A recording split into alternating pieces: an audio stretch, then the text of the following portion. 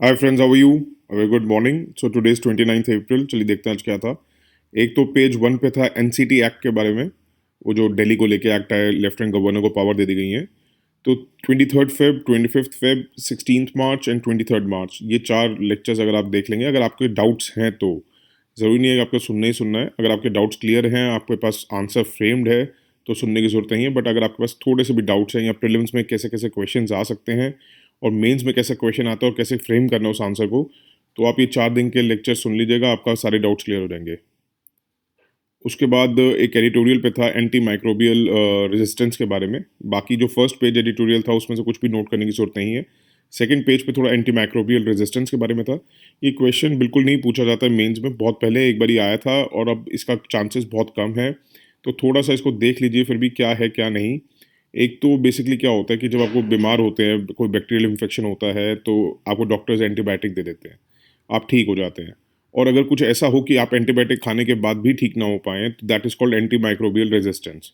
तो उसमें क्या है कि जो माइक्रो ऑर्गेनिजम्स होते हैं, चाहे बैक्टीरिया हो, वायरसेस हो, पैरासाइट्स हो, फंगस हो, तो उनके अंदर ना उनको एंटीबायोटिक्स का, एंटीवायरल्स का, एंटी मलेरियाज का फंक्शन मतलब अफेक्ट करना बंद कर जाती है वो दवाई।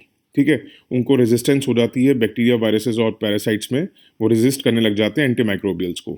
उसके बाद जो स्टैंडर्ड ट्रीटमेंट होता है तो इट बिकम्स इनफेक्टिव और इन्फेक्शंस परसिस्ट करता रहता है और मे स्प्रेड टू अदर्स। तो याद रखिएगा, it may spread to others, तो ये प्रीलिम्स के लिए पॉइंट ज़रूरी है। और जब उस ऑर्गेनिज्म का resistance more than one drug हो जाए, चलिए तो सोचा कि एक दवाई से नहीं हो रहा है ठीक, तो दूसरी दवाई से ठीक हो जाए। तो अगर दूसरी दवाई से भी नहीं होता तो it is said multi drug resistance. ये बहुत बड़ी प्रॉब्लम हो रही है आजकल दुनिया में, तो ये थोड़ा सा देखने वाला है। और ये ड्रग रेजिस्टेंस होती क्या है, इमर्ज कहाँ से होती है, रीजंस क्या हैं इसके, ये बहुत इंपॉर्टेंट हो जाता है कि ये पूछा जा सकता है प्रेजेंस में। रीजंस दे सकते हैं आपको तीन चार, उसमें क्या क्या है। एक तो miss use of anti microbials and medicine. एक तो हम लोग आपने देखा होगा इंडिया में, मतलब गला खराब हुआ आदमी जाता है ओवर द काउंटर, मतलब मेडिसिन शॉप पे जाता है, खुद ही दवाइयाँ ले लेता है, हर आदमी अपने घर में डॉक्टर बनता है। और डॉक्टर्स भी आपने देखा होगा इंडिया में बहुत जल्दी एंटीबायोटिक्स रेफर करते हैं। अगर आप इनकेस फॉरेन जाएँ तो वहाँ पे अगर आप कितने ही बीमार हो जाएँ, बहुत रेयर केस होता है कि आपको एंटीबायोटिक्स दी जाए, कोई ज़्यादा इन्फेक्शन हो जाए, बहुत रेयर होता है। और ओवर द काउंटर तो एंटीबायोटिक्स वहाँ मिलती नहीं है विदाउट डॉक्टर प्रिस्क्रिप्शन। तो ये बहुत अच्छी चीज़ है, नहीं तो एक टाइम ऐसा आएगा कि इंडिया के लोगों को एंटीबायोटिक्स असर ही नहीं करेंगी। तो एक तो ये मिसयूज़। दूसरा होता है इनएप्रोप्रिएट यूज़ इन एग्रीकल्चर। ये बहुत बड़ा पॉइंट है इसका। एग्रीकल्चर में जो यूज़ होता है उसकी वजह से ड्रग रेजिस्टेंस शुरू होती है माइक्रोब्स में। तीसरा है contamination around pharmaceutical manufacturing sites, जहाँ पे अनट्रीटेड वेस्ट जो होती है रिलीज करती है large amounts of active anti microbials into the environment. तो ये तीन पॉइंट्स हैं कि जिस वजह से ये ड्रग रेसिस्टेंस शुरू होती है। ये पॉइंट लिख लीजिएगा, वेरी इंपॉर्टेंट फॉर प्रीलिम्स। उसके बाद चौथा एक थोड़ा सा पॉइंट हमें याद करने वाली बात ये है कि आप ये देखिएगा, कोई भी नई क्लास की एंटीबायोटिक्स, देखिए मेडिसिन बनती होंगी अलग अलग कॉम्बिनेशन से, एपीआई से कॉम्बिनेशन से बन जाती होंगी, वो अलग चीज़ है, दवाइयाँ नहीं बन रही, मैं ये नहीं कह रहा हूँ। कोई नई क्लास एंटीबायोटिक्स की, कोई भी नया वेरिएंट विद नई न्यू सॉल्ट नहीं बन रहा है इन लास्ट 3 डिकेड्स, सिर्फ इसलिए क्योंकि उनको इंसेंटिव्स नहीं मिल रहा है कंपनीज को for the development and production, तो उस वजह से वो लोग भी इनिशिएटिव नहीं ले रहे हैं आर एन डी का। और टू ट्रैक अगर हमने करना है the spread of resistance in microbes, surveillance measures to identify these organisms need to be expanded beyond hospitals. और हमें बल्कि लाइव स्टॉक्स को भी, वेस्ट वाटर को भी, फार्म रन ऑफ्स को भी, इनको भी इंक्लूड करना चाहिए अगर हमें ट्रैक करना है स्प्रेड ऑफ रेजिस्टेंस। खाली खाली ऑर्गेनिजम्स को आइडेंटिफाई करने से नहीं होगा, हमें ये सब चीज़ों को भी एक्सपैंड करना पड़ेगा अपने बेस को। इसमें तीसरा पॉइंट आता है एएमआर एक्शन फंड। ये थोड़ा सा देख लीजिए ये क्या है। एएमआर एक्शन फंड बेसिकली 2020 में लॉन्च हुआ है, इसलिए इंपॉर्टेंट बन जाता है। ये इसमें लिखा हुआ था इसलिए भी बता रहा हूँ मैं आपको। ये डेवलपमेंट कर रहा है न्यू एंटीबायोटिक्स की। और इसका किसने लॉन्च किया? किसी कंट्री ने, किसी ऑर्गेनाइजेशन ने नहीं करा है। ये 20 more than 20 leading bio pharmaceutical companies जो हैं उन्होंने ये एस्टैब्लिश किया फंड। वो किसको सपोर्ट करेगी? Development of new antibiotics. दूसरा इसमें देखने वाली पॉइंट ये भी आ जाता है, यूनाइटेड नेशंस ने क्या कदम उठाया है। तो यूनाइटेड नेशंस एनवायरनमेंट प्रोग्राम है, उन्होंने एंटी माइक्रोबियल रेजिस्टेंस को as one of the 6 emerging issues रखा है ऑफ एनवायरमेंटल कंसर्न, उनकी जो 2017 की फ्रंटियर्स रिपोर्ट आई थी। ठीक है, और बहुत कुछ लिखा हुआ है, but don't make notes out of it. हर चीज़ बहुत डिटेल में मत देखा करिए, जब ज़रूरत है हम लोग देख ही रहे हैं आपके लिए, तो जितना मैं बता रहा हूँ उतना ही करिएगा। उस वक्त पेज 13 पे सप्लाई चेन रेजिलेंस इनिशिएटिव का था। जिसमें वो पीयूष गोयल की मेरे ख्याल से फ़ोटो भी आई हुई है और वो थोड़ा-सा इंडिया, जापान और ऑस्ट्रेलिया का है। अगर आपको नहीं पता ये क्या है या थोड़ी डिटेल चाहते हैं तो 27 फ़ेब का लेक्चर सुन सकते हैं। उसके बाद पेज 13 पे था जो यूरोपियन यूनियन लॉ मेकर्स ने बस बेसिकली कुछ नहीं है वो post exit trade agreement FTA हो गया है बिटवीन देम। यूके जब से यूरोपियन यूनियन से निकला है तो उन दोनों में आपस में ट्रेड एग्रीमेंट हो गया है कि फ्री का ट्रेड एग्रीमेंट, कोई कोटास नहीं, कोई टैरिफ्स नहीं। उसके बाद पेज 13 पे तक करेंसी स्वैप, जिसमें वो श्रीलंका का दिखा रखा है, वो चाइना श्रीलंका वालों से मिल रहा है और उसमें पॉइंट था करेंसी स्वैप का, वो इतना इंपॉर्टेंट न्यूज़ नहीं थी। तो करेंसी स्वैप जो है अगर आपको डिटेल में जानना है, अगर आपको पता है तो सुनने की ज़रूरत नहीं है, अगर आपको थोड़ा-सा करेंसी स्वैप में इश्यूज़ हैं, तो आप 7th फ़ेब का लेक्चर रेफ़र कर सकते हैं।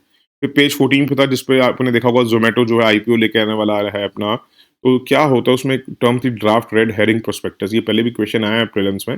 ये बेसिकली क्या होता है, अगर आपने डेफिनेशन लिखनी होगी तो आप ये लिख सकते हैं, इसमें से नोट कर सकते हैं। बाकी आपको मैं छोटा मतलब एक रॉ वे में बता देता हूँ क्या होता है। बेसिकली क्या होता है कि कभी भी किसी कंपनी को अपने शेयर्स इशू करने हैं फॉर पब्लिक, पहली बार वो पब्लिक के लिए आना चाह रही है कि वो अपनी शेयर्स इशू करेगी और पब्लिक से फंड लेगी, तब उसको आईपीओ निकालना पड़ता है। आईपीओ निकालने के लिए उसको सेबी से परमिशन चाहिए होती है। सेबी के पास जब वो अपने डॉक्यूमेंट्स देते हैं जिसमें अपनी पूरी डिटेल्स वगैरह सब कुछ देते हैं, उस डॉक्यूमेंट को कहते हैं ड्राफ्ट रेड हेरिंग प्रोस्पेक्टस। उसके बाद सेबी तय करता है कि इसका कंपनी का आईपीओ लाना चाहिए या नहीं लाना चाहिए, तो that is called draft red herring prospectus. ठीक है, तो ये रिलेटेड किससे किससे नहीं, तो आप देख लीजिएगा डेफिनेशन लिखना चाहें तो। कल एक क्वेरी थी एक मैडम की कि सर मैं स्कोर नहीं कर पा रही हूँ, जो सो कॉल्ड इंस्टीट्यूट्स करते हैं ना ये टेस्ट सीरीज। देखिए वैसे तो मैं अपनी बात बताऊं, जो हम लोग भी दिया करते थे 70-75%, 70-75 स्कोर नहीं कह रहा हूँ, 70 to 75% ही हम लोग स्कोर कर पाते थे, मतलब आउट ऑफ 100% 75% ही स्कोर बन पाता था। I know it is high but हम लोगों के लिए कम हुआ लगता था हम लोगों को। बाकी मैं आप लोगों को एक बात बताना चाहता हूँ, ये जो जितने भी सो कॉल्ड बिग इंस्टीट्यूट्स हैं, ये इन्होंने आजकल इसकी दो वजह हो सकती हैं कि आप स्कोर हाई क्यों नहीं कर पा रहे हैं। एक मैं इसलिए भी बता सकता हूँ क्योंकि हमारी टीम में एक मेंबर हैं, जो इस टाइम दिल्ली का सो कॉल्ड सबसे बड़ा इंस्टीट्यूट बनता है आईएएस का, या है जिसका नाम, उसमें 4 कंटेंट राइटर्स थे। मतलब कंटेंट राइटर आपको लगेगा कोई मूवी चल रही है, ऐसा नहीं। जो भी आपको उन इंस्टीट्यूट्स में पढ़ने को दिया जाता है या जो वो लोग पढ़ाते हैं जिस चीज़ को पढ़ के, तो वो लिखने वाले भी कोई लोग होते हैं जो सारा जनरेट करते हैं, सारी न्यूज़, सारा सब कुछ, सारा सेलेक्शंस जो करते हैं। उसमें 4 आदमियों की टीम थी उन लोगों की। उसमें से जो हैं एक टीम मेंबर जो उनका था वो हमारे साथ ही है, क्योंकि मेरा फ्रेंड है वो और हमारे साथ जुड़ चुका है वो। तो वो बताते हैं कि जब वो टेस्ट सीरीज़ रखते हैं तो वो अननेसेसरी उसको इतना टफ बनाने लग गए थे। क्यों बनाने लग गए थे? क्योंकि आजकल वो ना एक कॉम्पिटिशन सा हो गया है इंस्टीट्यूट्स में कि हमारा टफ, हमारा टफ। देखिए बहुत टफ वाली बात नहीं होती। टफ होना चाहिए बट ऐसा होना चाहिए जो लगे कि हाँ यूपीएससी से रिलेटेड है। तो पिछले 3-4 साल से जो मैं टेस्ट सीरीज़ देख रहा हूँ जो इंस्टीट्यूट्स की आ रही है, वो बिल्कुल भी मैच नहीं करती यूपीएससी के स्टैंडर्ड को। अगर आपका नहीं हो पा रहा है, अगर वो वाली वजह है कि अननेसेसरी वो जो out of the blues question पूछ रहे हैं, तो अलग बात है। अगर आपके बेसिक्स, सेकंड पॉइंट है कि अगर आपके बेसिक्स नहीं ठीक है, तो देन आपको वो बेसिक्स अपने ठीक करने होंगे। बेसिक्स कैसे ठीक होंगे? एनसीईआरटी से ठीक होंगे। नहीं तो हम लोग जनरल स्टडीज़ में प्रीलिम्स का बहुत जल्दी शुरू करने वाले हैं। आई नो, क्योंकि देखिए 2021 का तो आने ही वाला ही है, तो आई थिंक उससे पहले वो लोग कर पाएँ, देखते हैं, कोशिश करेंगे हम लोग। बट प्रीलिम्स के लिए आपको अगर आपको प्रीलिम्स की दिक्कत हो रही है, तो आपको पहले अगर अपने बेसिक्स स्ट्रॉन्ग करिए। अगर वो वजह आ रही है, अगर आपको लगता है कि आपके बेसिक्स स्ट्रॉन्ग है, आपको करंट अफेयर्स की पूरी नॉलेज है और फिर भी आप नहीं कर पा रहे हैं, तो पहले सबसे पहले आप देखिए कि लास्ट डे के क्वेश्चन पेपर्स उठाइए आईएएस के जो आते हैं यूपीएससी में। अगर आपको उनमें भी टफनेस लग रही है, करंट अफेयर्स की बात नहीं कर रहा हूँ, जो जनरल स्टडी से क्वेश्चन आते हैं, अगर उसमें टफनेस लग रही है, तो थोड़े से पहले अपने बेसिक्स इंप्रूव करिए। बेसिक्स इंप्रूव करते ही आपका काम हो जाएगा। और अगर आपको उसमें प्रॉब्लम नहीं आ रही है तो इट्स ओके, ऐसा कुछ नहीं है कि इंस्टीट्यूट के नंबर से बहुत फ़र्क पड़ेगा, ठीक है?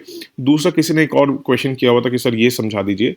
देखिए क्या होता है कि ऐसे तो ट्रिप्स एग्रीमेंट बहुत कुछ है समझाने के लिए, बॉक्सेस बहुत हैं, हर चीज़ बहुत है, एम्बर बॉक्स, ब्लू बॉक्स, ये सब। देखिए हम लोग ना अभी जीएस की डिटेल्स में नहीं जा रहे हैं, बहुत जल्दी हम जीएस का शुरू करेंगे तो आप लोगों की वो क्वेरी भी अपने आप ही रिज़ॉल्व हो जाएगी। क्योंकि जो भी अभी तो हम करंट अफेयर्स में आ रहा है, जो करंट अफेयर्स से रिलेटेड है, उन्हीं को करा रहे हैं और जो करंट अफेयर्स से जो बेसिक्स निकलता है, वो करा रहे हैं। जो बिल्कुल ही बेसिक पार्ट होता है जीएस का, वो अभी हम प्रीलिम्स की सीरीज़ शुरू करेंगे तो उसमें आपको डेफ़िनेटली हर चीज़ बताएँगे, हर चीज़ समझाएँगे और इतना आपको प्रॉमिस करते हैं कि जितना अगर आपने सिर्फ़ वो भी जो हम कराएँगे, वो ही कर लेंगे, तो आपको प्रीलिम्स और मेंस के बेस्ट फॉर्डर से कोई नहीं रख पाएगा। ठीक है, that's it for today. Thank you so much for listening and have a good day. Bye, take care. Registration शुरू हो चुका है, अपनी रजिस्ट्रेशन कराइए और टीका लगवाइए। Thank you so much. Bye, take care.